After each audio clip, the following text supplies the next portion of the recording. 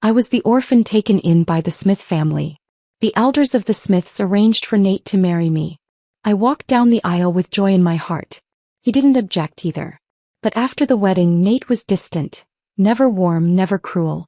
Eventually, he used business trips as an excuse to live apart from me for years. His mother, Susan, despised me for not giving the Smiths an heir. She mocked me at every turn. My entire life was spent waiting for Nate to love me and serving his family like a dutiful shadow. Drained and exhausted, I lay dying in a hospital bed. Nate, my husband, didn't bother to visit me one last time. Instead, it was Laura Miller who kindly stopped by. She smiled as she delivered the blow. "Nate's busy planning our wedding," she said. "He told me he'd marry me the moment you're gone. You've been Mrs. Smith for over 30 years, Sherry. Me and our kid, we've waited with no name, no title. You should be satisfied." Only then did I realize, Nate already had a family, a real one. He had love. He had a child. I was the only one left out in the cold. Then I opened my eyes and found myself back in time, still young, still living under the Smith's roof. Susan was teasing again. "Sherry, do you like Nate?" This time I answered silently in my heart. "No, I don't like him anymore. This time I'm going to do what I want." The scent of hospital disinfectant still lingered at the tip of my nose. The pain of illness still echoed in my bones. And there she was, Nate's mother, Susan, her voice sweet as ever. "Sherry, do you like Nate? How about marrying him after you graduate?" We were all gathered in the Smiths' living room. Mr. and Mrs. Smith, along with old friends of my late parents, smiled kindly at me. Susan was the picture of warmth and grace. Nothing like the sharp, punishing woman I knew from my past life. Back then, Nate and I were constantly apart, barely sharing a home, let alone a bed. No pregnancy. No child. Susan resented me for it. She concocted all kinds of strange herbal brews and made sure I drank every last drop, every single day. But that was the easy part. It was the daily barbed comments, the subtle humiliations that wore me down. The endless demands to serve her. Tea, massages, tending to her whims like a maid, not a daughter-in-law. And if I ever dared show resistance, she'd burst into tears. She'd wail about how hard it was raising an orphan like me. She'd remind everyone that she held me through nightmares when I was little, nursed me through every childhood fever. And that was my weakness. That's why I never fought back. "Sherry, don't be shy, sweetie. Say something." Susan nudged me gently. I blinked, returning to the present, and met her gaze, eyes full of feigned eagerness. Had I been more observant in my last life, I might have seen it for what it was. Not a mother's love, but urgency. The urgency of securing a marriage so they could lay claim to what was mine. At the time, I was just a spoiled, sheltered girl. Fresh from the trauma of losing both parents. Desperate for warmth and a place to belong. I thought I had found it in the Smiths. But that was before I lived through over 30 years of a hollow marriage. Before I endured Susan's cruelty without her mask. Now I saw everything clearly. So I stood up, offered a polite smile, and said, "Oh, Aunt Susan, I think you misunderstood. I've only ever seen Nate as an older brother. And after high school, I plan on going to college." Susan's face turned ghostly pale. This moment, this performance in front of guests, was meant to seal my engagement to Nate. To make their claim to my inheritance appear righteous, unquestionable. But Susan was quick. She rose with practiced poise, threw an arm around my shoulders, and laughed lightly to the room. "This girl always so shy. Nate, why don't you take Sherry for a walk in the garden?" Nate sat quietly on the opposite couch. Teenage Nate, young, handsome, and already a little aloof. Our parents had been close friends. He and I had grown up together, technically childhood sweethearts. I used to follow him around, beg him to play with me. Back then we got along. But as we grew older, Nate began to pull away. In my previous life, I chalked it up to his reserved nature. What I didn't want to admit was that he simply didn't like me. I was a pampered, temperamental girl. And he was the obedient son, trapped by his parents' expectations. He didn't love me. He couldn't walk away from me. Of course he resented me. But instead of breaking it off, he married me. Then stood by while his mother made my life hell. Then turned around and showered his love on Laura. I hated him. But more than that, I hated myself. For being blind. For letting love ruin me. I clenched my fists, then slowly released them. I gently peeled myself out of Susan's embrace, still smiling. "No need, Nate. Don't you have plans to meet Miss Laura today? If you like her, you should bring her home sooner rather than later. Aunt Susan should meet her. A murmur rippled through the room. Someone chuckled. So Nate already has someone? And here his mom is busy matchmaking. For the first time since my return, I looked Nate directly in the eye. His face had gone even paler than Susan's. The corners of his eyes were tinged red. I didn't care to linger. I offered a quick nod to the room and walked out. I stepped out of the living room and made my way straight to the front yard mailbox. Sorting through the usual stack of envelopes, I finally found one addressed to me. Sherry. Nate's voice rang out behind me. I spun around quickly, hiding the letter behind my back. What are you throwing a fit about now? I frowned. What do you mean? You confessed to me yesterday and now you're saying you see me as family? Can you stop flipping your feelings every 5 minutes? My mom treats you like a daughter, and you just humiliated her in front of everyone. I stared at him in silence, memories from my past life swirling back. Back then, Susan would regularly humiliate me in public after we married. I once made the mistake of confiding in Nate, only for him to lash out. My mom's not good enough to you? You can't handle a few words from her. So now I gave his line right back. Susan treats me like a daughter, and a daughter can't speak a few truths without her falling apart? He said nothing. Just sighed. You're acting weird. Like you're a completely different person. Of course I was. In his eyes, something was definitely off. After all, in my previous life, once my parents were gone, I clung to the Smiths like they were my salvation. I shed all my pride, swallowed every ounce of anger. I didn't even dare argue with Susan. And I tried so hard to win Nate's approval even when it hurt. I scoffed. So what are you mad about now? Didn't you always hate me following you around? Now that I said I don't like you anymore, isn't that exactly what you wanted? I turned to leave. There was still a letter I needed to read. But Nate said, I never. It doesn't matter whether you said it or not. What I thought was, none of it matters anymore, Nate. Whether you ever loved me or not, it means nothing now. He frowned, clearly irritated. So I can't even say something nice? Sherry, you're still impossible to deal with. After my parents died, I had no one to rely on. And Nate's attitude changed with the wind. He used to speak gently to me. Now he didn't even bother to hide the contempt. Impossible to deal with? Because I wasn't going along with his plan anymore? The so-called nice things he wanted to say, they were just to smooth things over. To lull me into agreeing to an engagement. In my past life, once we got engaged, he immediately came to me with a pitch. The company was expanding, he needed funds, it was a great investment. I handed over most of my inheritance. It was the beginning of the private enterprise boom. Opportunities were everywhere.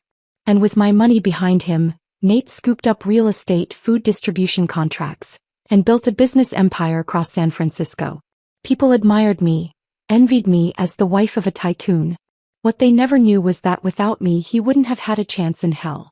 But this time I'll stand at the top and watch the Smith family's little circus unravel itself into ruin.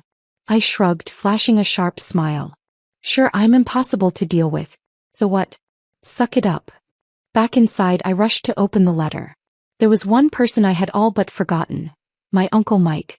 He was my mother's half-brother and lived in the UK. I'd only met him once.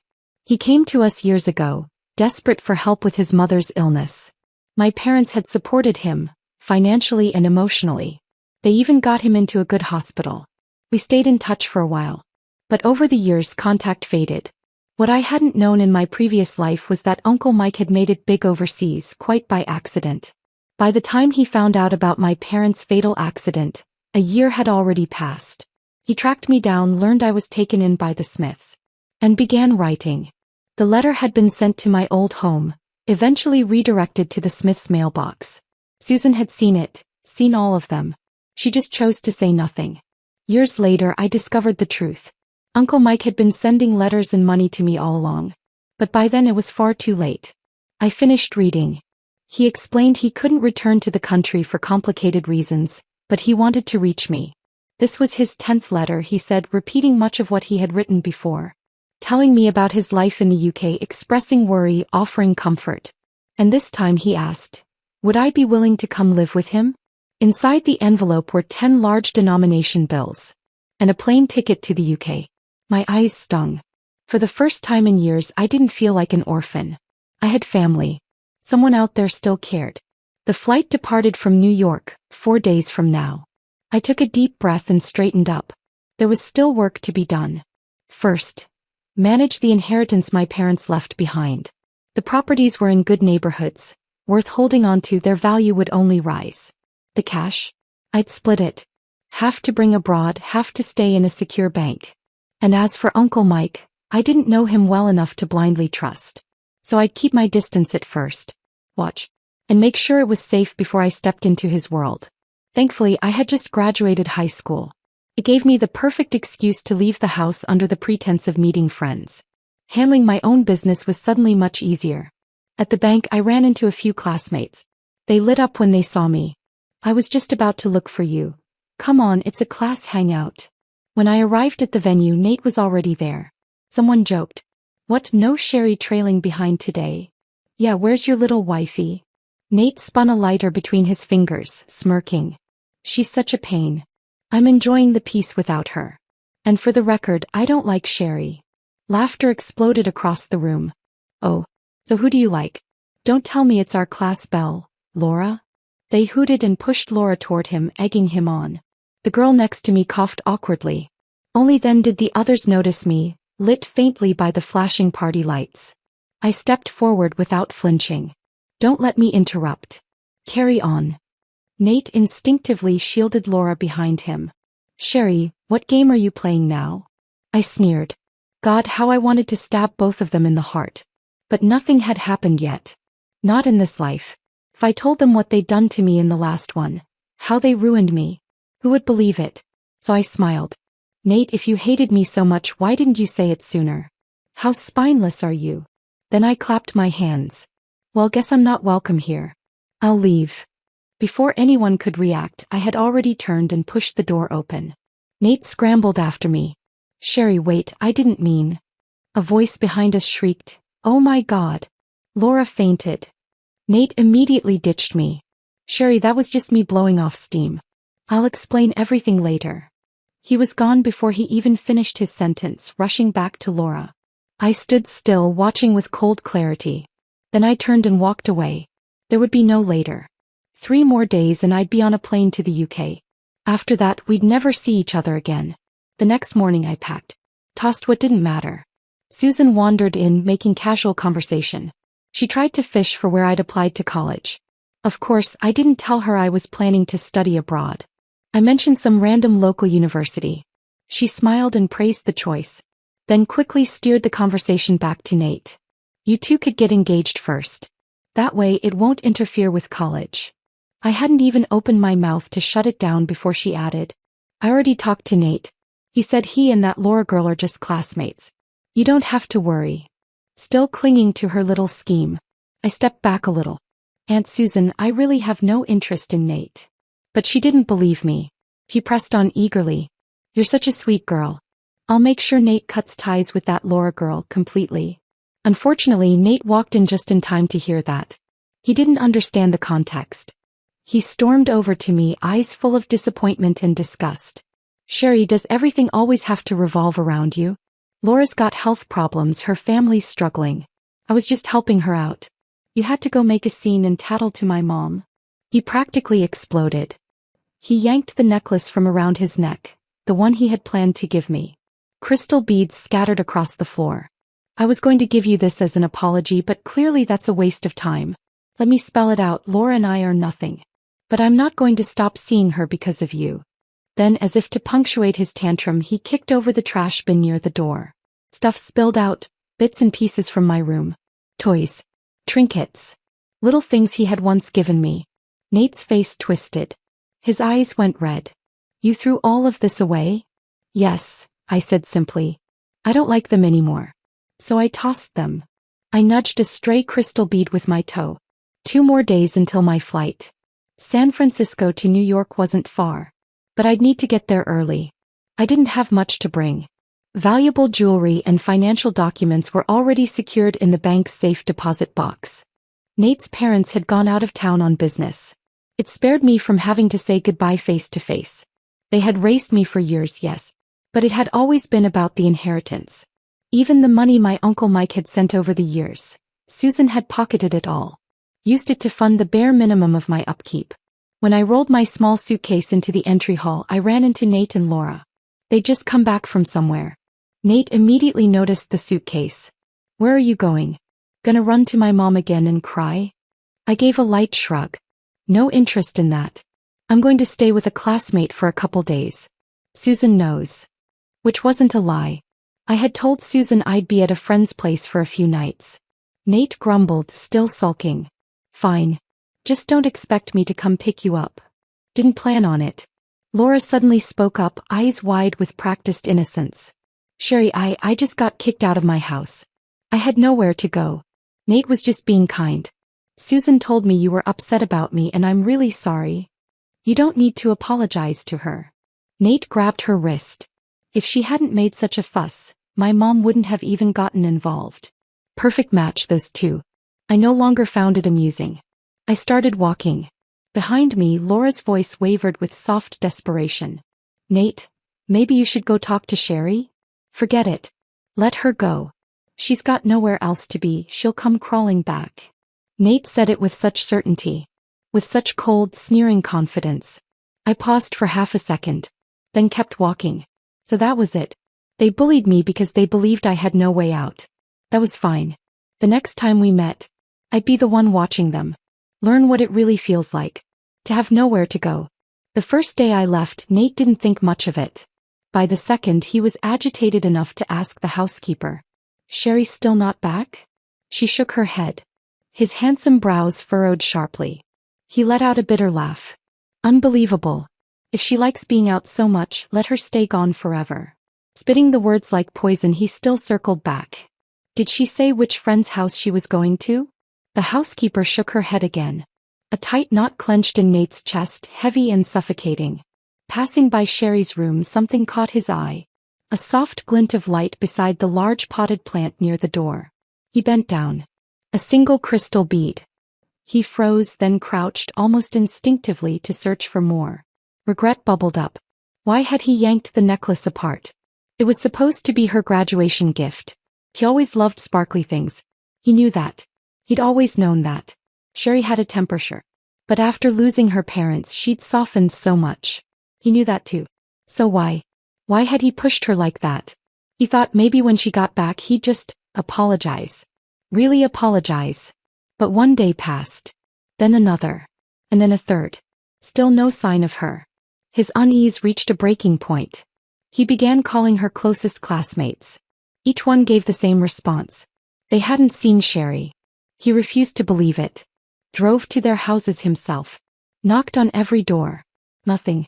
Finally, he opened her bedroom door. The cozy room where she once lived felt hollow. The stuffed animals he'd given her?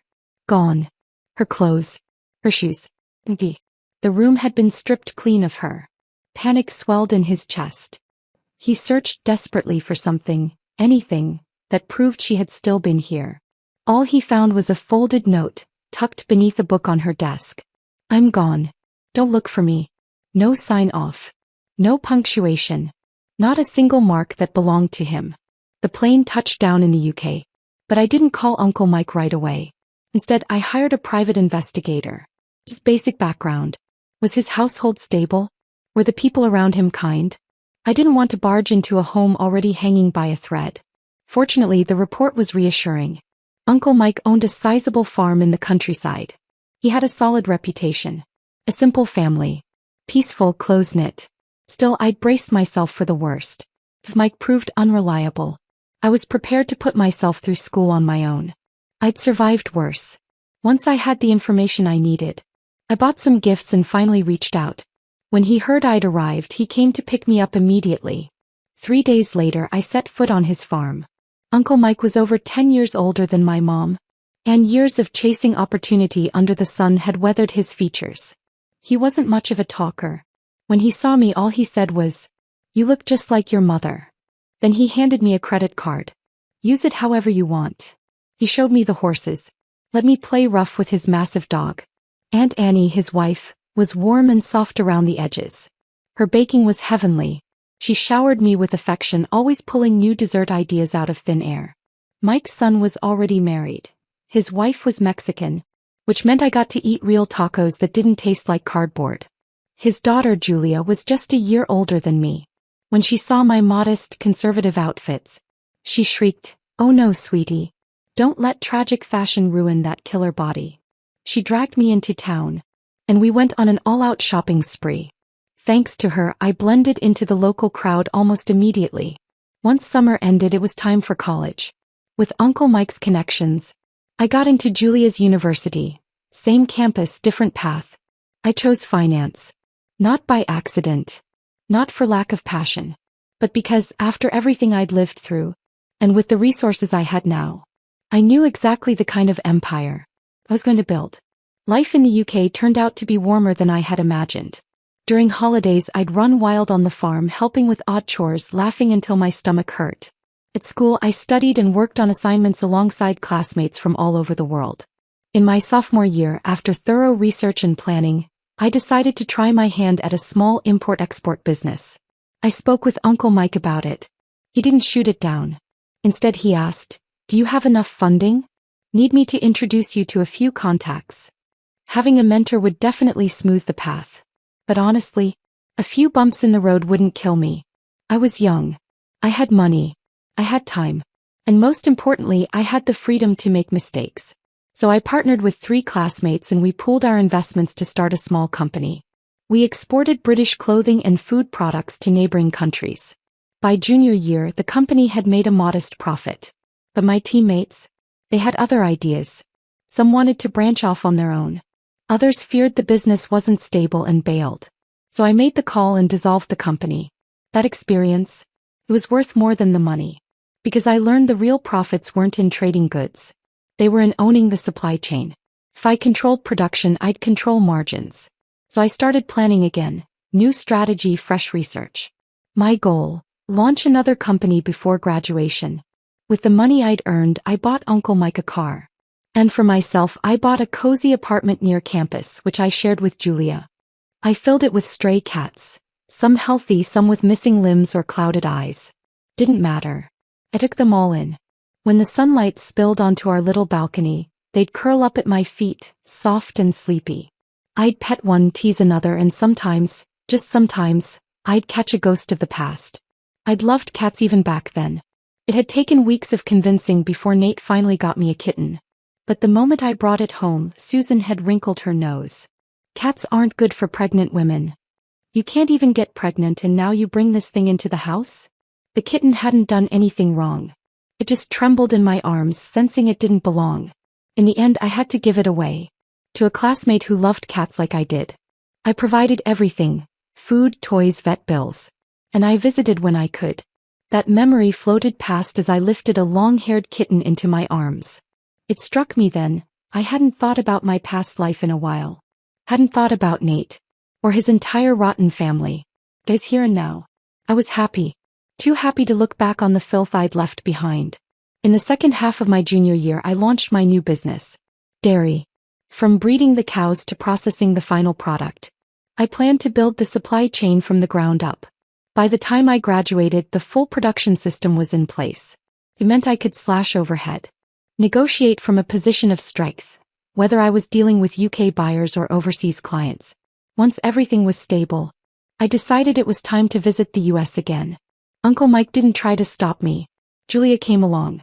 The moment we landed, my blonde-haired, blue-eyed business partner Anderson was already waiting at the gate with a bouquet of roses. He looked like he'd stepped out of a magazine, clean-cut, polished, and annoyingly smug. "Sherry," he beamed. Surprised. I gave him a flat look. "I thought you were supposed to be negotiating a land deal. Who's handling it now?" He blinked those bright ocean eyes at me. "So I'm less important than a piece of property." "Got it. Obviously." "Stop pouting." Julia burst out laughing beside me. "He's as handsome as your bodyguard." Then she gave Anderson a sneaky thumbs up. "Go get her." With newfound encouragement, Anderson ran forward, eager to grab my suitcase. But he didn't get the chance. Another figure had already stepped in. Tall, broad-shouldered. He lifted the suitcase handle without a word. and like a scene from a movie, opened an umbrella over our heads. His forearms stretched across my field of vision. Toned muscle, sun-burnished skin, veins just barely visible. "The car's ready, boss," he said. Cool voice, but the tone was gentle. I looked up and met a pair of jet black eyes. Black hair. Expression unreadable. Anderson. It was like he didn't exist. Immature, I thought, sliding into the car with a silent sigh. The first thing I did after returning to the US was visit my parents' graves. When I arrived, a wilted bouquet of white chrysanthemums lay at the foot of their headstone, trembling in the wind. Likely left by one of their old friends. I gently moved the flowers aside and placed my own fresh arrangement. Then I sat down and told them everything. I told them about life in the UK. About Uncle Mike and how he looked after me. About Aunt Annie's incredible baking. And their comically inconsistent attempts at grandparenting. When I talked about myself, it was all good things. I told them I had family now, real family, to lean on, to laugh with. I told them I graduated with honors, made friends who shared my ambitions, started a business that I could be proud of. "You don't have to worry," I whispered, brushing rain from their names carved in stone. "I've taken good care of myself." Raindrops fell from the sky and slid across my lips, salty and cold. As we walked out of the cemetery, Anderson held an umbrella over Julia. Daniel stayed beside me, quiet and steady. That's when we passed a man and a woman coming from the opposite direction. The man held a fresh bouquet of white chrysanthemums. The woman chased after him under a flimsy umbrella, voice shrill with frustration. "You come here every day and you still won't find Sherry. I'm pregnant, Nate. Why can't you think about me for once?" The voice, it was both familiar and foreign. Instinctively I turned. Of course. Nate and Laura. Julia, Anderson, and the others glanced toward me, catching the mention of my name. I shook my head, signaling them to let it go. Laura kept nagging, her voice cutting through the damp air. Then Nate abruptly stopped. He spun around, yanked her umbrella from her hand and threw it aside. "Can you just shut up for one goddamn minute? You're driving me insane." Laura shrieked and nearly stumbled. And right there in front of my parents' grave, they were about to break into a full-blown fight. I quickly asked the cemetery attendant to intervene. As for why I didn't step forward, why I didn't confront him, because I didn't come back for Nate. I came back because I was interested in local real estate trends. I came back for business. And in business, you don't waste time on irrelevant people. Unfortunately, bad timing caught up with me. While visiting my old family home, I ran into an old family friend. Someone who had ties to both my parents and the Smiths. It didn't take long before he picked up his phone and called Susan. She was emotional, her voice trembling with excitement. "Why didn't you tell me you were back, sweetheart? I've been so worried about you. Where are you? I'll come get you." "No need, Aunt Susan. I've got things to do. Gotta go." I hung up before she could say another word, and handed the phone back to the man. By the time the Smiths arrived, my group had already checked into a hotel in the city.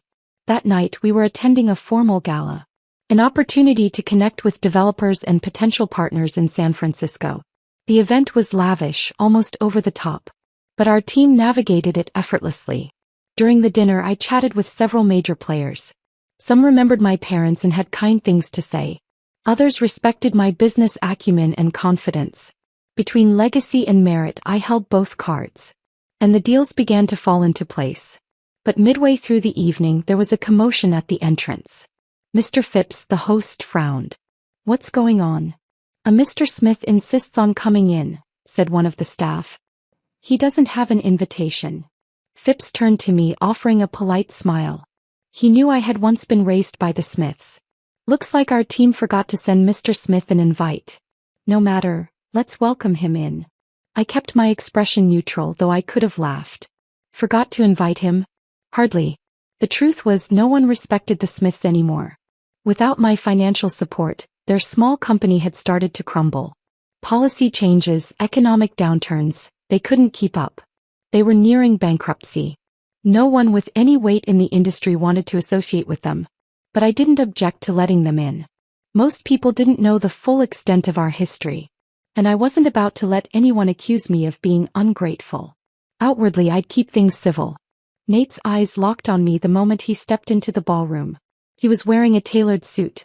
Well, it had been tailored years ago. Now it looked worn and slightly rumpled from the scuffle at the entrance. He didn't bother to fix it. Instead he strode straight toward me. "Sherry."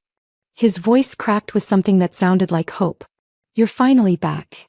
His eyes, once so lifeless, now shimmered like they'd caught a spark. But I didn't move. Before he could reach me, 3 people stepped forward in unison.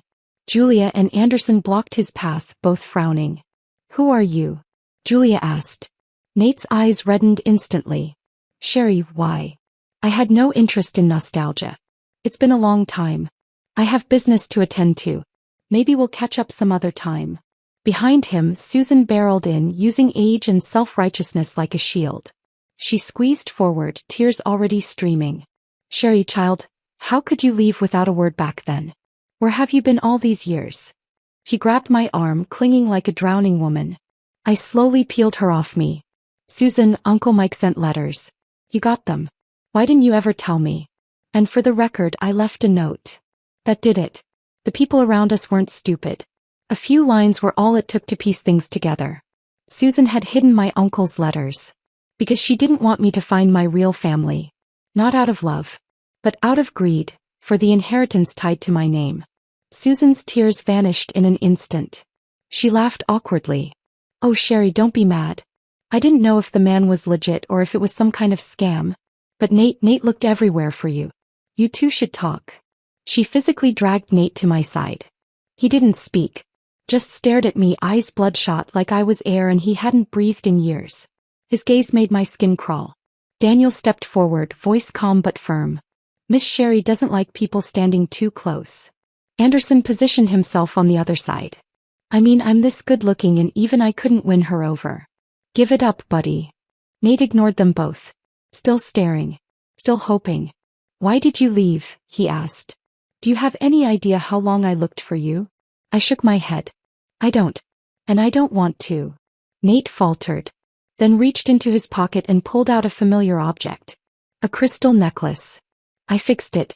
The day I came looking for you, I was going to apologize. Sherry, I swear I won't mess things up again." His voice trembled with sincerity. Eyes glossy with tears. Anderson glanced at the necklace and smirked. "You're kidding me. That cheap trinket's supposed to win her back." Nate looked at me, eyes desperate. "Whatever you want, I'll get it. Just please don't shut me out." But it had never been about the price. In the past, even the stuffed animals Nate gave me on a whim made me happy. Because I loved him. Not the gift. No. I didn't even have the energy to hate him. He was weak. Pathetic. And without the fog of love clouding my judgment. I saw him clearly for the first time. He wasn't even worth calling an opponent. "I used to admire your arrogance," I said with a smile. "The way you thought you had me in the palm of your hand, it was almost cute." "Those were just angry words," he said quickly. I thought. "Oh, it doesn't matter." I took a glass of champagne from a passing server and said coolly, "Does Laura know you're here, by the way?" He didn't respond. "Don't waste my time. I'm here for business, not drama." "Okay." Nate looked shattered. Back then, if I had so much as asked him for one more word, he'd have told me not to bother him. He was busy. Busy loving Laura. Busy making babies. Busy living happily ever after. Now the roles had reversed. As I turned to leave, Nate panicked. "Don't go. Please. Can't we start over?" But this time I didn't have to answer. Julia tossed her champagne in his face. "You have a wife and a baby on the way and you're still chasing Sherry? You disgusting pig." Nate paled. All color drained from his face. "I didn't mean to hide the marriage," he said quickly. "Sherry, please, I just want to make things right. Don't be mad. Laura drugged me. That's how it happened. All these years I've stayed faithful to you." I almost laughed out loud. Anger? He thought I was angry? He didn't even warrant my irritation. In the end, Mr. Phipps personally had the Smiths escorted out. But Nate wasn't done. He waited outside, hoping for one last glance at me. Instead, Laura showed up, belly round with pregnancy, and began beating him in public. "I'm carrying your child and you're still hung up on another woman? You bastard." Hormonal, emotional, and loud. Nate didn't comfort her. He snapped. Told her to shut up and go home. They ended up physically fighting in front of the valet. And then Susan shoved Laura. Blood trickled down her leg in thin, terrible streams. I looked away. Got into the car. Nate chased us, calling my name over and over. Wow, Julia muttered, disgusted. He really thinks he's some tragic lover. I corrected her. He's not in love with me. He's in love with the idea of using the past to manipulate me. So I'll help save the Smith family. I stared out the window. Nate only loves one person. And it's always been himself. The business deal went better than expected. I signed on with Mr. Phipps and a few other investors to co-develop what would soon become the largest shopping complex in San Francisco. With the planning phase underway, I'd be staying in the US a while longer. Anderson returned to the UK first. Before boarding his flight, he pulled me aside like a panicked older brother. Promise me one thing, he said. Don't get back with that guy. And Daniel, he's no good either. The guy probably can't even afford a watch on his salary. I mean, look at those muscles, he screams, bouncer, not boyfriend. Daniel walked up silently. I actually own a boxing gym, he said, calm as ever. Profitable one. If you'd like to know more, boss, I'd be happy to give you the full breakdown. I shot both of them a glare. I buy my own things. And for the record, if any of you get in the way of my money, you're both fired. Anderson huffed all the way onto the plane, muttering. Daniel quietly tugged his sleeves down, trying to hide the muscles stretching his shirt. Not that it helped. With his wide shoulders and tight frame, there was no hiding much. Nate tried to contact me a few times. Eventually he stopped.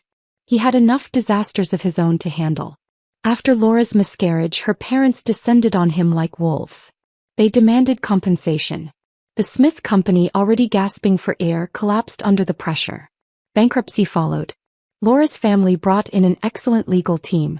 The divorce was brutal. Laura walked away with most of the Smith family's remaining assets. Nate's father couldn't take the disgrace. He vanished. No one knew where he'd gone. Susan, spiraling from the shock, lost her mind. She wandered the streets, ranting at people who didn't exist. She screamed at invisible daughters-in-law. One day she threw herself into traffic. She survived, but barely. Now she lay paralyzed, confined to a hospital bed. Nate, desperate, begged Laura for money. But most of it had long since been handed off to her greedy relatives. Laura, bitter and exhausted, refused to help. Their arguments escalated. Nate blamed her for everything. And during one fight he shoved her right down a flight of stairs. She survived, but barely. He was arrested within the hour. I, being the kind person I am, went to visit Susan in the hospital. I even paid her medical bills. People called me an angel. What they didn't know was this. I hired the worst caretaker money could buy. The kind that mixed up meds and scrolled through their phone while patients cried. I stood beside Susan's bed and smiled down at her. Aunt Susan, I said softly, you remember everything now, don't you? When you were hurting me, did it ever cross your mind you'd end up like this? You knew Nate was cheating, but you still blamed me for being infertile. You made me drink those herbal poisons. Made me kneel for hours. All while you played grandma to Laura's baby. Her eyes bulged with fury. Her fingers twitched helplessly in her lap. She couldn't touch me. Couldn't speak. She just drooled, wide-eyed and filled with rage. I wouldn't let her die. No, that would be too easy. She'd live, trapped in that body, watching the world leave her behind. Before Nate's sentencing, he begged to see me. I agreed. He cried the moment he saw me. He told me he was remembering things. Memories that weren't his. He saw how cold he had been to me. How I had lived a life of sorrow because of him. Can you forgive me? He asked. I think I loved you. But I didn't know how to admit it. My whole life I did what my parents wanted. And when they told me to love you, I panicked. So I did the opposite. How stupid is that? I lost everything. He sobbed. Broken. I shook my head. And then he smiled. Well, I guess this is karma. You hate me and now I'm paying the price. I laughed. I couldn't help it. Karma. I echoed. Oh no, sweetheart. Karma doesn't work this neatly. He blinked. I leaned closer. Did you think your company's collapse was just bad luck? That Laura just happened to find the address for the gala that night? That her miscarriage was a tragic accident? That her poor parents magically found one of the best law firms in the state? Nate went pale. His face drained of every drop of color. But his eyes, his bloodshot, desperate eyes, stayed locked on me. You hate me that much? he whispered. Why shouldn't I? In my last life I never hurt a soul. And yet I lived in hell. Because the Smith family wanted my money. They ruined me. And in this life, I'd barely lifted a finger. Every fall they took, they walked right into it themselves. I stood up and looked him in the eyes one last time. I'll let your mother know you're being sentenced. Then I walked out. The black car was waiting. Rain streaked down the windows as we pulled into the newly zoned business district. Steel frames rose in the fog, reaching toward the sky. The future was already taking shape. And this time, it belonged to me.